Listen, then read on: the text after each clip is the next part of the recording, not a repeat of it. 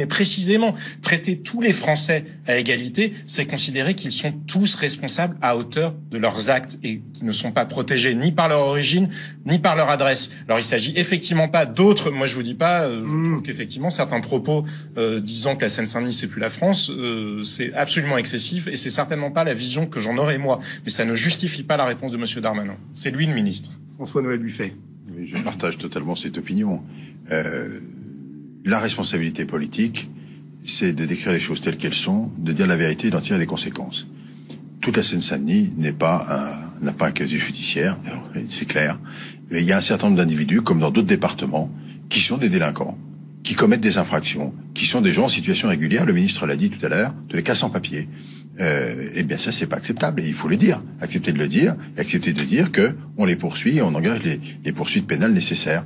Je veux dire, c'est la moindre des choses. C'est pas une question de couleur de peau, d'origine ou d'autre, c'est une question de délinquance et de criminalité. Et de ce point de vue-là, de mon point de vue, c'est tolérance zéro. On n'a pas de discussion à avoir avec des gens qui viennent perturber la vie de milliers de gens qui sont venus au stade pour participer à un événement sportif, familial, convivial. Ça, je pense que la fermeté est absolument nécessaire. Et le déni, lui, c'est le déni en question qui nourrit les extrêmes.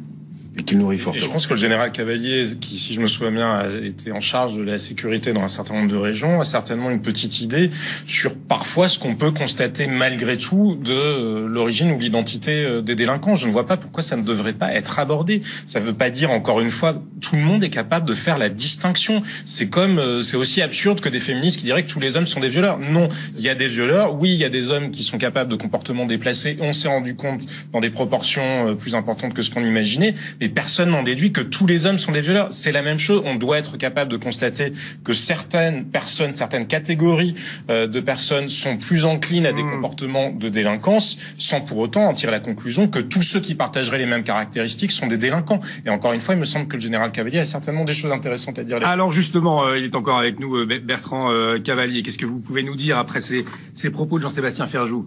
Alors je dirais trois choses. La première, c'est qu'on peut pas dissocier ce qui est arrivé lors de cet événement d'une situation touchant tout le territoire français, avec une augmentation constante de la violence. La violence globale touche notre pays. Nous sommes, je l'ai écrit, en voie de sud-américalisation. Il y a des territoires entiers qui ne sont plus contrôlés. Je crois que Monsieur le Sénateur a bien dit les choses. Il faut sortir du déni et enfin dire la réalité des faits dans ce pays. Donc ça, c'est le premier point.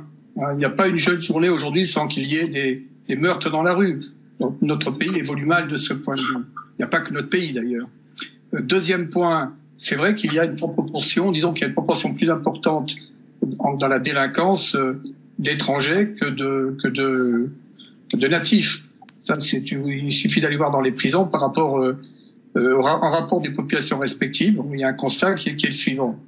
Bon, troisièmement, Monsieur le Sénateur a parlé de tolérance zéro. Et notre système est arrivé aux limites de ses capacités. Vous prenez là des étrangers qui ont été condamnés, ils ne seront pas expulsés pour différentes raisons. D'abord parce que sur le plan diplomatique, on subit l'influence de certains pays qui devraient les reprendre, parce que nos procédures sont trop complexes. Donc c'est tout le système qui mérite d'être repensé pour que la République regagne le terrain et que les Français, y compris d'ailleurs les étrangers qui viennent de notre pays, se sentent bien dans ce merveilleux pays qu'est la France. Merci beaucoup Bertrand Cavalier, ancien général de gendarmerie, spécialiste du maintien de l'ordre.